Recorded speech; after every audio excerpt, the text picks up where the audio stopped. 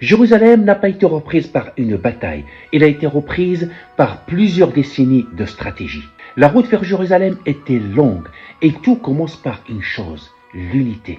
Bienvenue dans ce 13e épisode de La Palestine, l'histoire cachée. Au début du XIIe siècle, le Proche-Orient musulman est morcelé. Des villes rivales, des émirs concurrents, des alliances parfois conclues avec les croisés eux-mêmes. Face à eux, un État solide, le royaume franc de Jérusalem. Quand Nour ad-Din Mahmoud Zinki prend le pouvoir à Alep en 1146, elle hérite d'un territoire instable. Sa première victoire n'est pas militaire, elle est politique. En 1154, il réussit un coup décisif. Il rentre à Damas non par la force, mais avec l'appui d'une grande partie de ses élites. Résultat, naissance d'un véritable État syrien unifié. Nour ad-Din impose alors une administration centralisée, la fin des alliances avec les croisés, une politique religieuse sunnite unificatrice, des institutions de justice. Il fait construire des médrassas, des mosquées, des hôpitaux, des caravansérails. Son objectif est clair, stabilité, justice et unité. Il ne marche pas encore sur Jérusalem,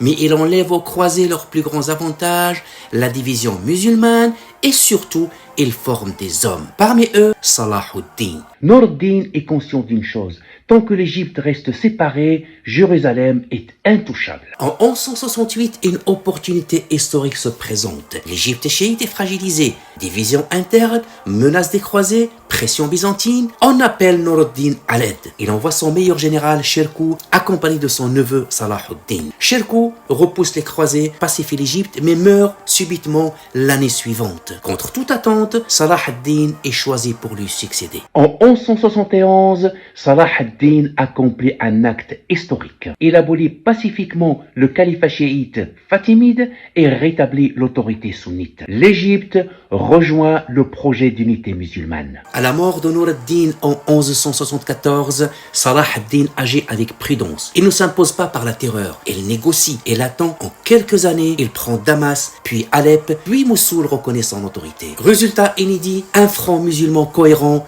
pour la première fois depuis 1099. Quand Salah ad-Din regarde Jérusalem, c'est plus un rêve, c'est une conséquence logique. Les routes sont sécurisées, les armées coopèrent et les chefs obéissent à une autorité centrale. Nour ad-Din a uni la Syrie, Salah ad-Din a uni l'Égypte et la Syrie. Jérusalem était devenue inévitable. Avant de vaincre les croisés, ils ont vaincu la division. L'histoire ne se gagne pas en un jour, elle se prépare. La route vers Jérusalem est désormais ouverte. Comment Salah ad-Din va l'emprunter? C'est ce qu'on va voir au prochain épisode. À très vite.